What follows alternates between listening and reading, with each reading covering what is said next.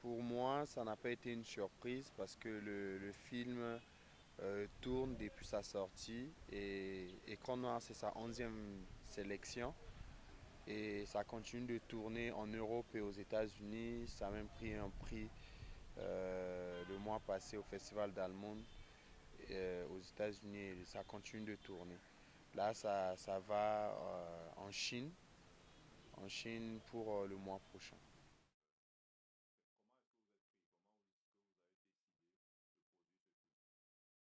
Déjà, produire Hit Beater a été un challenge, non seulement pour moi, mais pour mes deux co-réalisatrices, parce que c'est un film qui est co-réalisé entre une centrafricaine et une chinoise. Qui est centrafricaine, c'est Pascal Apoani Kenji, et la chinoise, c'est Ningi Sun. Et les deux réalisatrices sont mes amies. Et quand l'idée est venue pour travailler sur le projet, on était tous partants parce que moi j'avais voulu vivre notre expérience parce que au-delà d'être le coproducteur sur le film, c'est moi qui ai été le directeur photo sur le film, le cadre principal. Donc ça a été pour moi déjà une expérience d'aller tourner sur le fleuve, d'aller d'aller vivre les contraintes et les difficultés pour pouvoir arriver à réaliser un film et tourner un film surtout sur l'eau où c'est pas stable.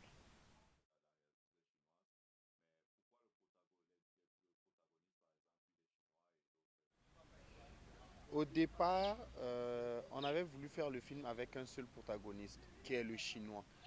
Pourquoi? Parce qu'on avait voulu au fait montrer la Centrafrique d'une autre manière et parler de la reconstruction en fait, de ce pays qui a vécu des décennies de crise autrement.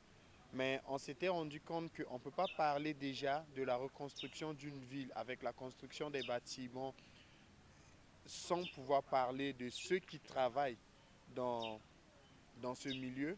Et on a voulu aussi mettre en avant l'humain. Parce que vous savez qu'en Afrique, on a une autre manière de voir les Chinois. On voit les Chinois comme des nouveaux colonisateurs, mais on ne voit pas au fait ce qu'ils vivent au quotidien. Et on arrive dans une ville, on voit que la ville elle est beau, il y a des beaux bâtiments, mais on ne voit pas toutes les galères mentales, psychologiques que les gens vivent au quotidien pour reconstruire ou construire une ville. Et c'est ce qu'on avait voulu mettre en avant. Et quand on voulait parler de la construction, aujourd'hui, c'est les Chinois qui donnent les coups de main et qui construisent en Centrafrique. Et ils font tout ce travail en laissant derrière eux leurs parents, leurs familles de loin pour venir se chercher. Parce que c'est des gens qui viennent se chercher aussi en Afrique. Et c'est pourquoi on a décidé de travailler avec deux protagonistes. Un Chinois qui est dans les bâtiments, mais un Centrafricain qui est ramasseur de sable sous le fleuve et les deux arrivent à presque les mêmes difficultés.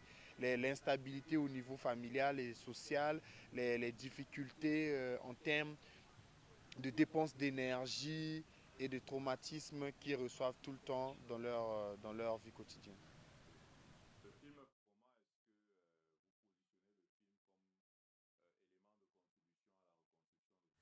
Au fait, ici, on avait voulu déjà, c'est quand vous voyez cette séquence où le caterpillar est venu bousculer le sable, c'est que la mairie a décidé au fait de chasser toutes ces personnes.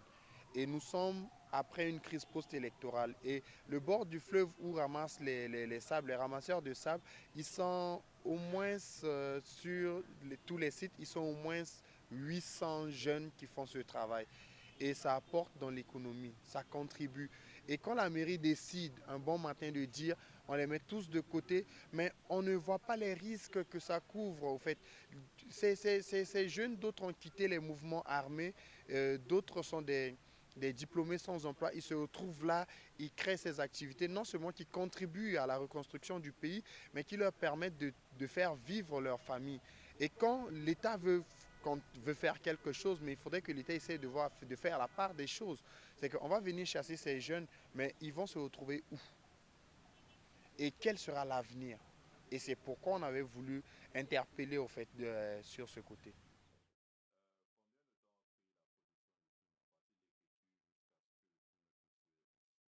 On a fait 2 ans et 8 mois de la création du film.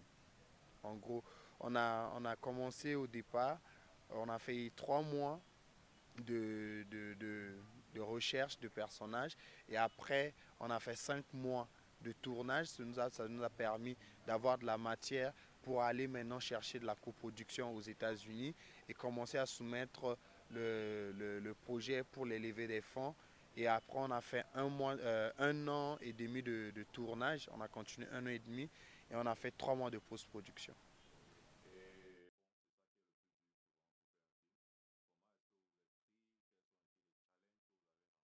C'était difficile déjà.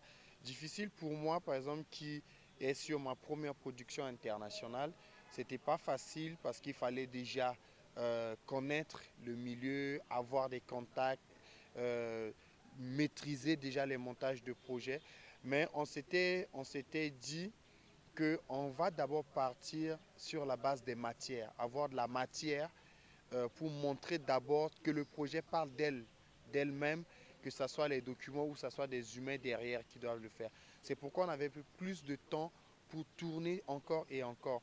Et ce qui nous a facilité tout ça, c'est parce que lorsqu'on avait commencé à aller vers les organisations pour chercher les financements, on avait déjà de la matière. On avait déjà de la matière parce qu'on avait tourné beaucoup de séquences et ces séquences ont permis de convaincre les financeurs et on a pris le soin de faire un bon travail que à chaque fois les gens ils apprécient quand on envoie dans les commissions, ils apprécient la qualité du travail fait, ils apprécient la narration et après on a pu avoir la chance pour aller développer encore le projet plus mieux lorsqu'on a été sélectionné en 2021 pour le Waga Film Lab. Ça nous a permis vraiment non seulement d'apprendre, mais aussi de bien développer le dossier, de bien remonter le dossier pour faciliter les autres levées des fonds.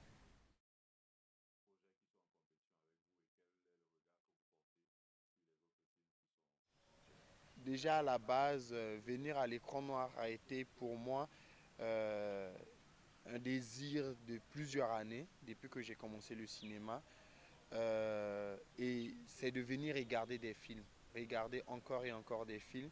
Ce qui était bien, c'est que j'avais une liste des films que j'avais vraiment envie de les regarder parce que pourquoi les regarder? Pourquoi regarder ces films? Parce que regarder ces films, c'est pour apporter à mon pays en plus.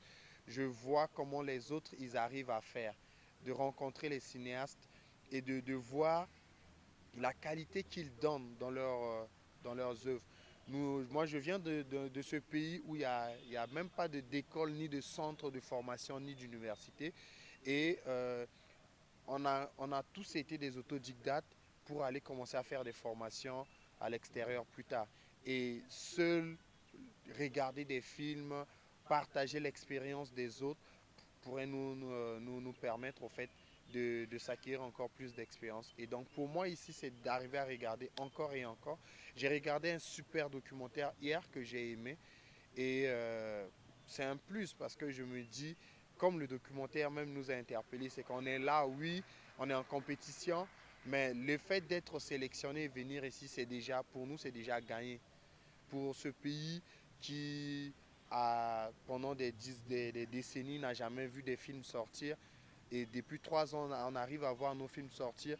Pour nous, arriver à voir un film centrafricain dans un festival, que ce soit mon film ou le film d'un autre centrafricain, mais sélectionné dans un festival, pour nous, c'est déjà une victoire. Il y a une configuration qui vous permet de recevoir de l'aide du gouvernement ou du ministère. Déjà, ça n'existe pas. Ça n'existe pas, rien au 04 formel pour accompagner les auteurs, que ce soit dans la musique ou le cinéma, le théâtre et tout. Zéro cadre légal qui accompagne.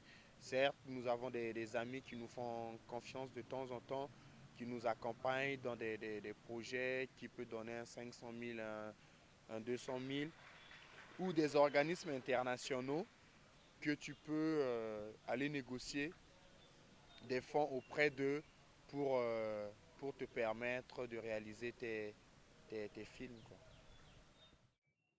Ok, merci beaucoup. C'est un plaisir de vous avoir. Voilà. On vous souhaite bonne chance pour la compétition. Merci.